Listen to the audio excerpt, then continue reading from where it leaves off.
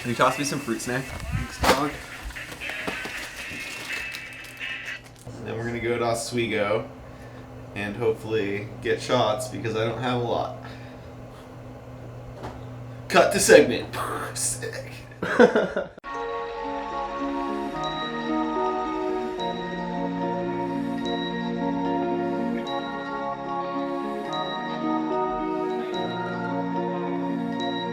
Yeah, the winter of 2014, we were filming for Level 1's movie Less. A big snowstorm hit New York, and Will has, endless features back there that he's always wanted to hit. So as soon as the storm hit, we bought plane tickets and headed east.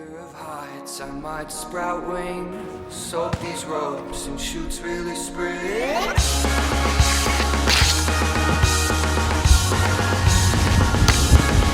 I have 3 feet, I can't pick 2.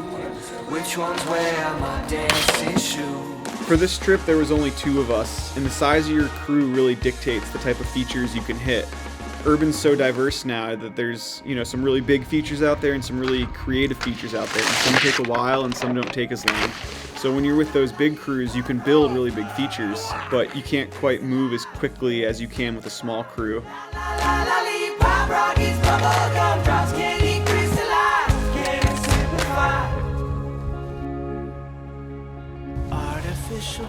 Urban skiing itself has changed so much in the last few years. It went from the mentality that, everyone that's there will help set up a feature, and you literally hit anything you can, and everyone will hit it, to now, people have lists of tricks that they've been wanting to do for years, that when they come to a specific feature that's appropriate for it, the whole crew will work just for one person to get their one shot. It's really become much more of an art than it used to be.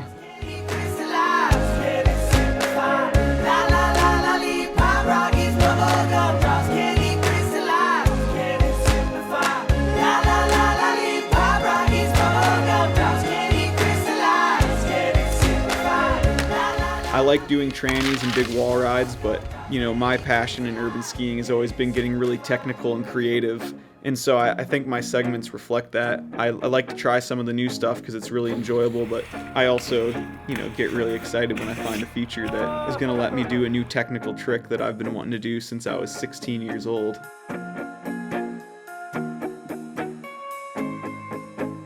There's a ton of big things that still haven't been done in urban yet, that people have been racing to do for the first time. And I'm pretty sure no one had done a switch up going up a rail yet at that time. And so when we came across this double kink, it was big and mellow. And the only big concern was getting enough speed, but thankfully the winch was fast enough and we were able to go up it.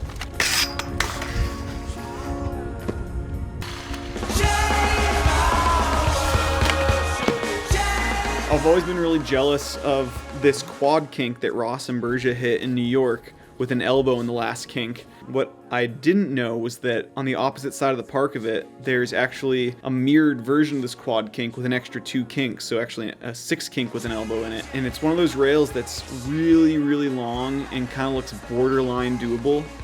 I thought it was just one of those things where if you put in the time, you'll most likely get to the end of it. So I probably hit it about maybe 80 to 100 times the first day, and I think it got dark. And it was seeming good. I was lining up. It was just really about balancing for as long as you can and sticking it out till you have the right one.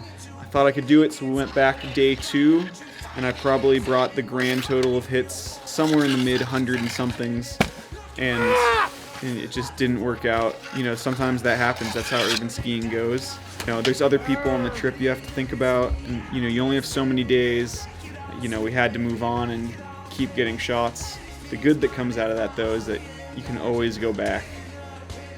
The loading dock rail we hit was a really fun feature because it was very creative. We got to mix a butter pad with a down rail, but it was also really cool because we had lots of open space to get the follow cam shooting out the side of the car, which made for a really cool and interesting shot.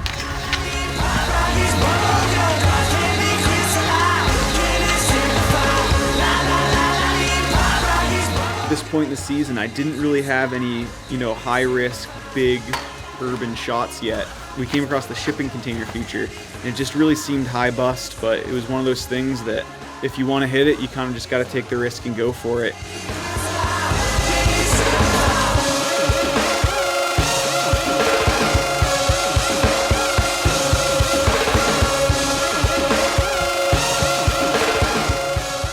I don't really know where skiing is going to go, but that's why I kind of always have made sure I ski the way I want to ski and just always have fun doing it. And, you know, some years people love my skiing and some years people think it's boring or outdated, but I'm just going to keep doing what I'm doing, and I think that's really what it's all about.